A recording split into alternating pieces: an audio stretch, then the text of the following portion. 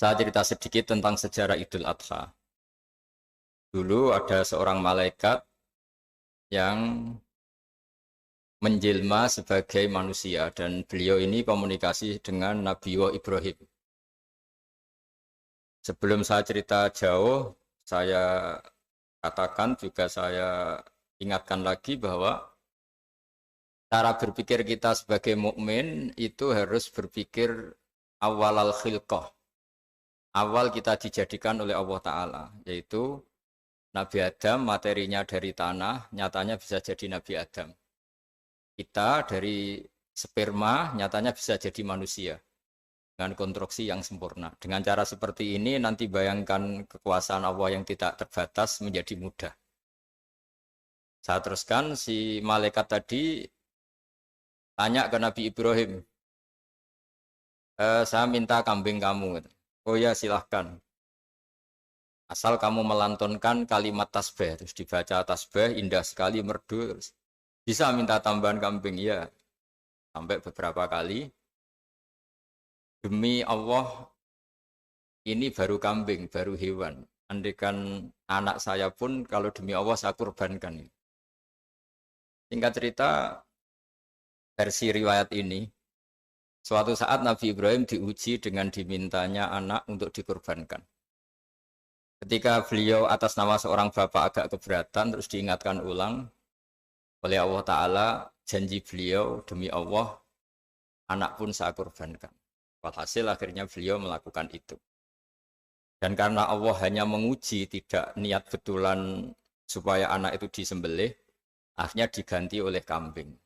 Jadilah tradisi kurban itu pakai kambing. Kemudian secara fikih, ada padanan-padanan yang cukup menggantikan kambing, yaitu ada sapi, ada unta, dan seterusnya, dan seterusnya.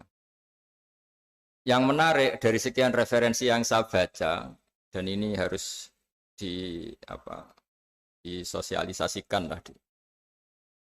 Sebagian versi itu adalah bahwa Nabi Ibrahim ketika diangkat di alam malakut, di alam langit sana, itu ketemu Allah, kemudian Allah tanya, Ibrahim, banyak hamba-hambaku yang durhaka, tidak tahu saya sebagai Tuhannya.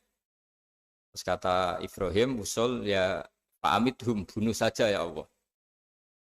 Setelah itu tanya lagi, ada yang pezina, ada yang koruptor, ada yang pokoknya dosa-dosa yang buruk sekali. Dan di semua itu Nabi Ibrahim usul, mereka hidup di bumi engkau ya Allah, makan rezekimu ya Allah, maka mereka enggak sopan sekali, enggak ngerti engkau. Terus singkat cerita minta itu diadab, siksa. Suatu saat versi referensi ini di kitab Hikam, kalau di kitab saya halaman 15 juz 2, suatu saat Nabi Ibrahim itu diminta sama Allah menyembelih Ismail. Citra ini penting sekali. Setelah disuruh menyembelih Ismail, Nabi Ibrahim komplain. Ya Allah, ini anak saya, samratu fuadi, buah hati saya, kenapa engkau seenaknya minta saya sembelih?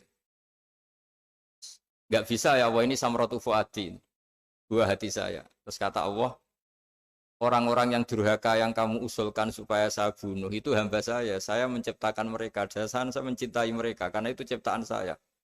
Anda enak saja usul saya matikan, saya bunuh. Sekarang ketika Anda usul, saya tidak mikir. Kenapa ketika saya usul kamu mikir? Terus akhirnya Nabi Ibrahim mau oke ya Allah terus. Setelah itu terus semenjak itu Nabi Ibrahim itu begitu sayang sama hamba-hambanya Allah. Sehingga dari cerita yang paling masyhur ketika Abu Bakar As-Siddiq begitu lemah lembut sama hamba-hamba Allah yang lain, Nabi Muhammad mensepadankan dalam hal ini sama Nabi Ibrahim, hati kamu sehalus Ibrahim. Yaitu Nabi Ibrahim, beliau akhir-akhir punya komitmen, faman tabi'ani fa innahu minni wa man asani fa innaka ghafurur rahim. Ya Allah, orang yang ikut sunnahku, maka jelas bagian dari saya.